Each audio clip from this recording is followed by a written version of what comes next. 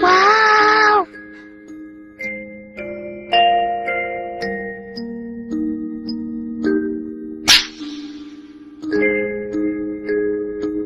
Hangat. Hindi mo alam ang nararamdaman ko. Huwag mo na kasing alalahanin ng bagay na yun. Malay mo naman kung mabuting tao pala yung makikilala mo. Bakit?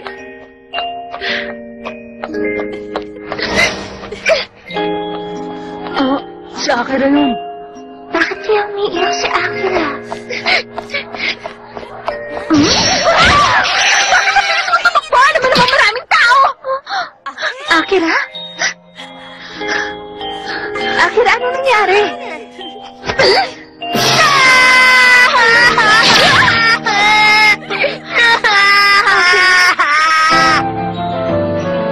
Todo? Karino?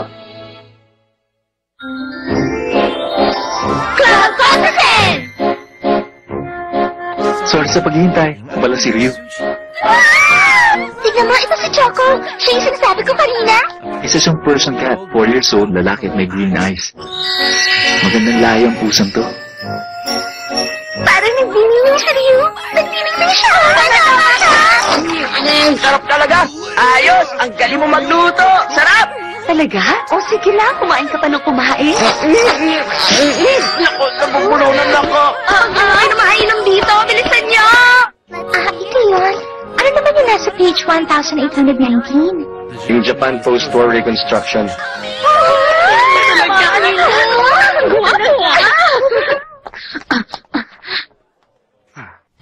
Ano? Umiiyak si Akira habang tumatakbo? Oo, tama. Pero hindi ko naman alam kung anong dahilan. Ay, pambihira naman. Kailan ba talaga ito matatapos? Kulang na kulang naman tayo sa manpower eh. Huh? Talaga? Dapat yata puntahan mo si Akira. Oh. Kilala niya naman siya eh. Malamang na nagugutom lang yun kaya umiiyak siya. Siya nga pala, naghihintay na yung customer ko. Sige ah. Bakit siya umalis?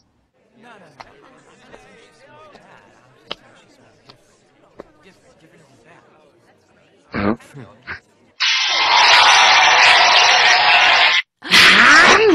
Kung gano'n may sinabi pala siya sa'yo na hindi maganda.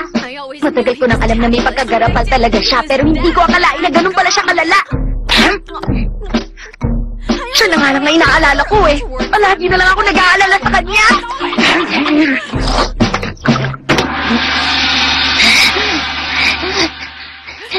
Gagawin ko yun! Ha? Pupunta ako sa festival party at maghahanap ako ng karapat-dapat na lalaki. Teka, Akira. Wala akong magagawa para pigilan ako. Tama, ganyan nga. Sakura? Sasamahan kita. Tama, maghahanap tayo din naman ng karapat-dapat na lalaki. Ha? Sandali lang, para na si Jun. Si Jun? Paano kasi? Tuwing lalapit ako sa kanya, palagi nandun si Neryo at Regumi. Palagi nilang hinahadlangan ng gagawin ko. Siguro nga hindi nila maiintindihan hanggat hindi ko sila natuturuan ng leksyon. Tama kaya sinabi mo, kaya humanda sa akin ngayon si Tadashi. At si Jun ay huli na para magsisi siya.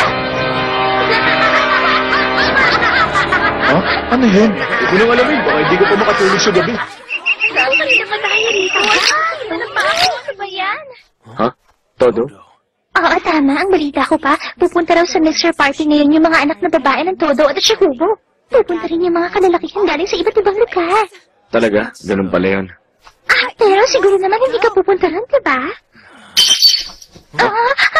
Anak ko, pasensya ka na. Sige, okay lang. Ako nang bahala dito. Tadashi, alam mo ba? Kalatakot tayo!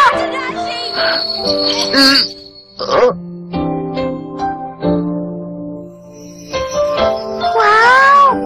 Ano, ang ganda, di ba? Ang ganda rito paggabi. Oh?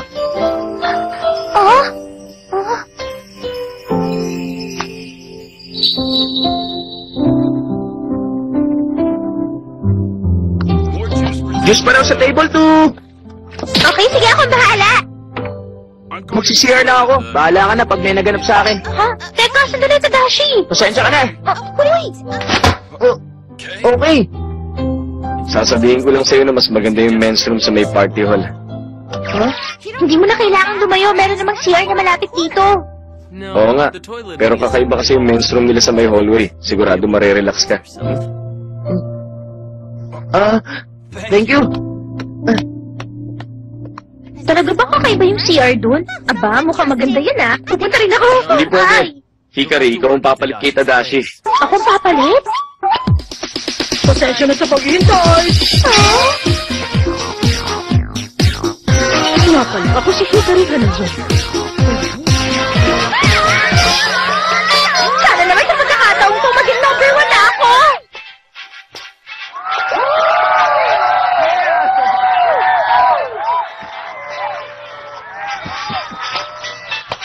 Talaga? Totoo ang sinabi ko, yung anak na babae ng todo ang nag-organize ng grand party.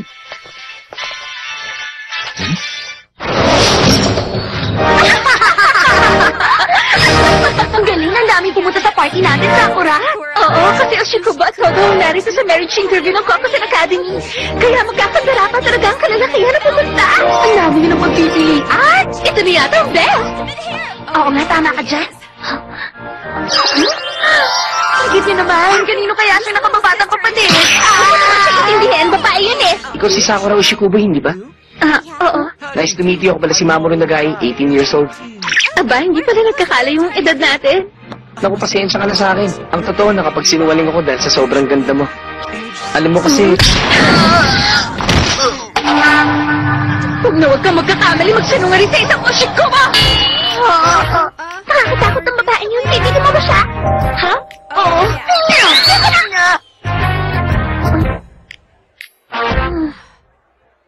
Akira! Tadashi, Ang daming tao dito, no? marami ang dumating. May kailangan ka? Kasi... Anong damit yan? Parang Shichigo-san Festival. Nakakainis talaga. Hindi na. Sorry. Paano kasi? Akira, si Megumi kasi. Tinatanong kung ano nangyari. Umiiyak raw kasi habang tumatakbo.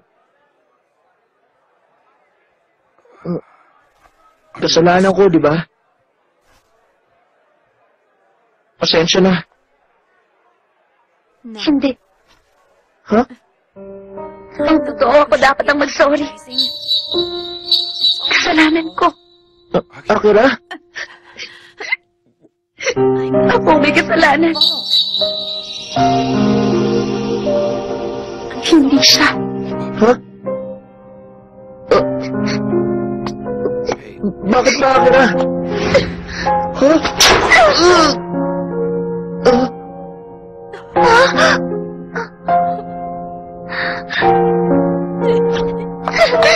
Akira!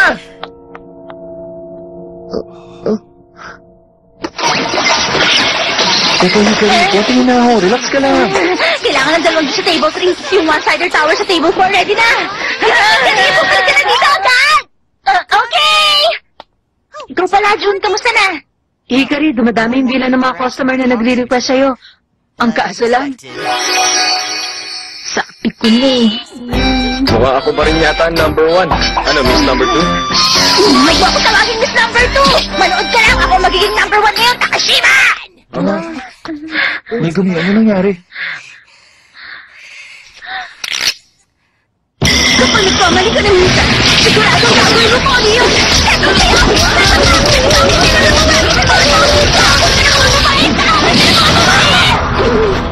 Hindi mo pa alam kung anong ginawa mo.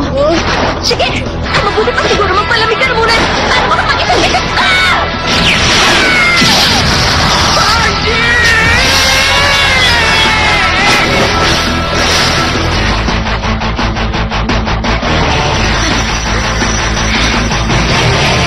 Mukhang huli na ako.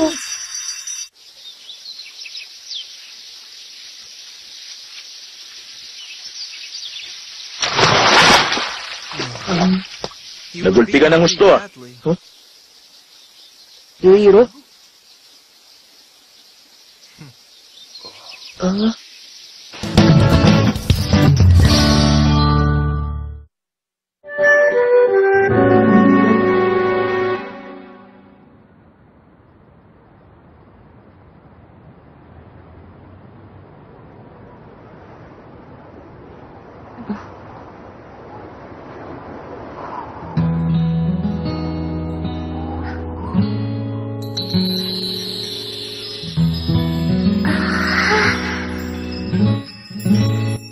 Pambira. Hindi ako makapaniwala nakikipag-usap ako sa'yo.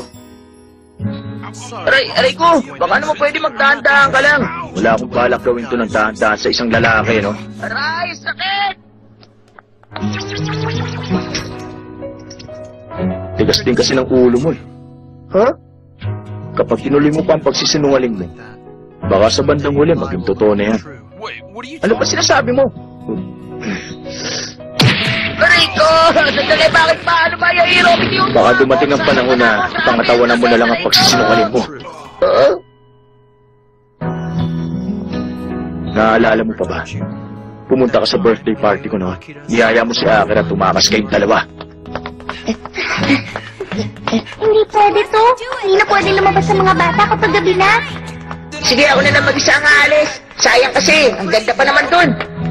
Maganda? Oo, nagniningning dun na parang sa kalawakan. Oh.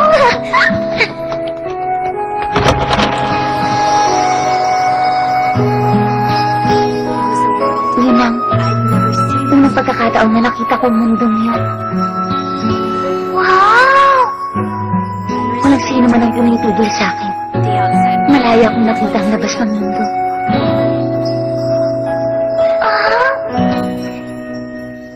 Sige, maraming salamat. Para sa ito. Salamat! Hindi si Papa, hindi rin si Mama, o si Yahiro. Si Tadashi ang nagsama sa akin doon. Wow! Oo, no, ganda, di ba? Ganda rito paggabi. Huh?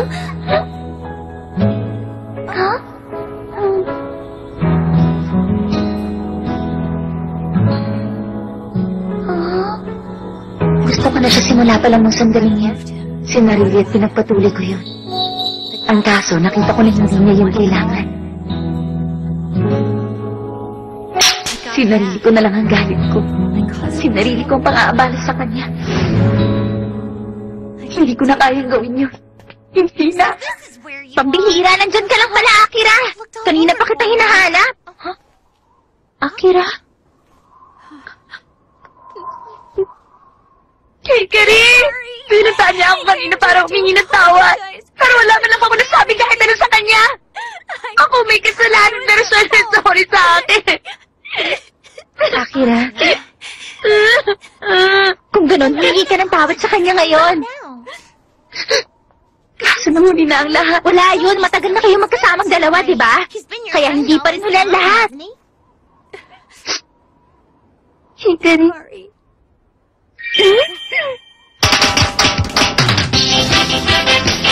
Okay, magsisimula na ang kasiyahan ngayong gabi. Magsayo tayo lahat. Gumawa tayo ng mga magandang pagkakaalan sa gabi nito. Nakasima, ang sama sa tingin mo ha. Kung ba kasi na nagandyan ha? Kilala mo ba sino siya? Hindi ko kilala, hindi ko pa siya nakikita.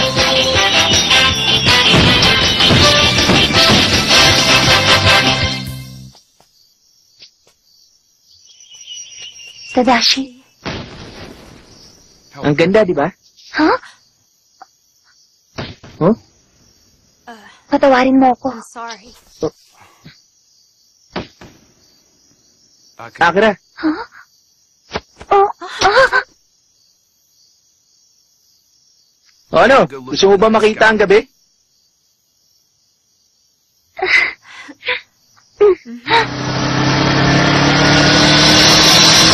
Hindi ko pa ba nilalamig? Hindi ba naman?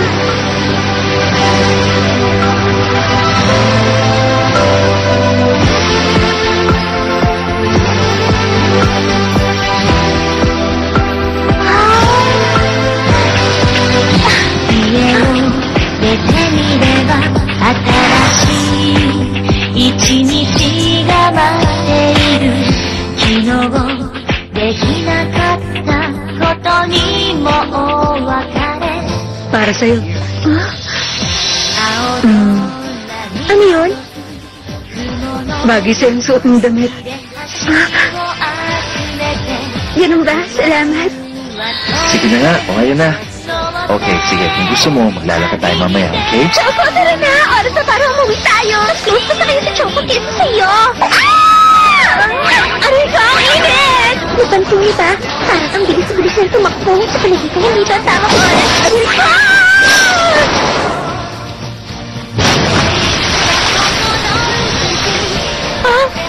pambihira. Ano ba kasing ginagawa mo?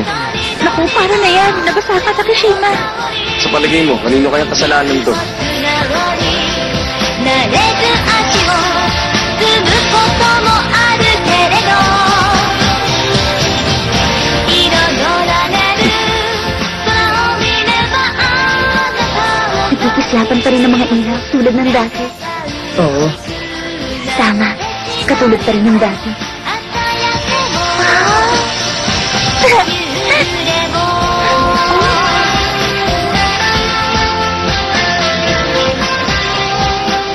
Sapat na yun sa akin.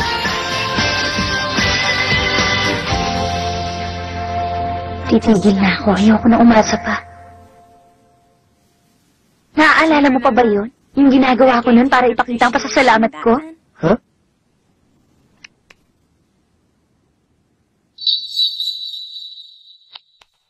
Ha? Tuturuan kita kung paano sumayaw. Ano? Teka, sandali lang. Huwag kang malikot. Oh. Oh.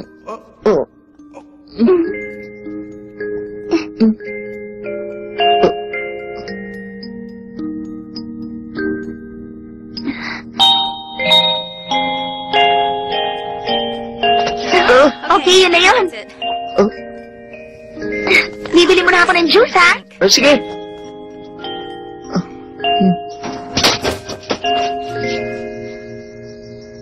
Lumuwag ng pakiramdam ko.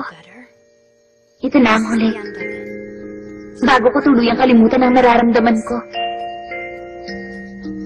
Kahit minsan lang. Masabi kong mahal ko si Tadashi. Mahal ko talaga si Tadashi, Karino. Okay? Totoo ba yun?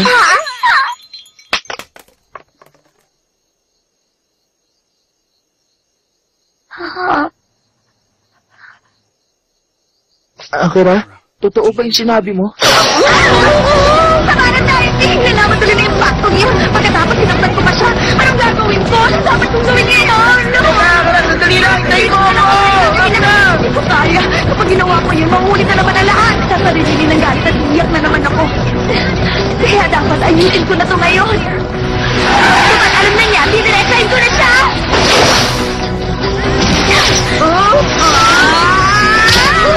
Gusto ko na malaman kung totoo yung sinabi mo! Narinig mo ba? Mahal kita, Tadashi! Akira? At yun ang dahilan kaya nalungkot ako na sinabi mo sa akin na pumunta ako sa marriage interview. Yun ang dahilan. Ganun ba? Patawarin mo ko.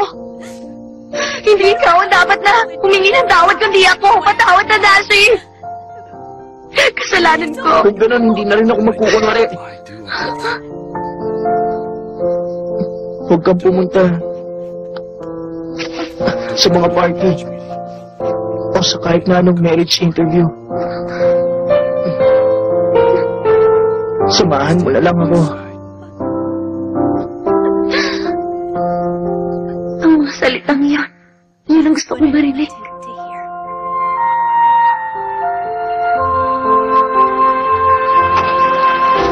Siya nga pala, Akira. Gusto ko sanang... sasabihin ko lang sa'yo na... gusto kita. Ha? Ano yan? Wala naman ako sinabi, Pero parang may sinabi ka eh. Ano ka ba? Wala naman talaga ako sinabi sa'yo. Ha? Sige na, ano ba yung sinabi mo? Pwede ba tumigil ka na ng kanan ka, no?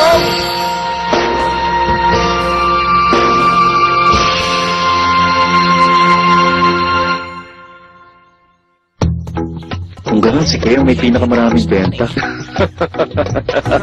Kawawa ka naman, Miss Number 2. Sabi mo ako tawagin Miss Number 2! O sige, ikaw masusunod, Miss Number 2. Inulit mo na naman eh!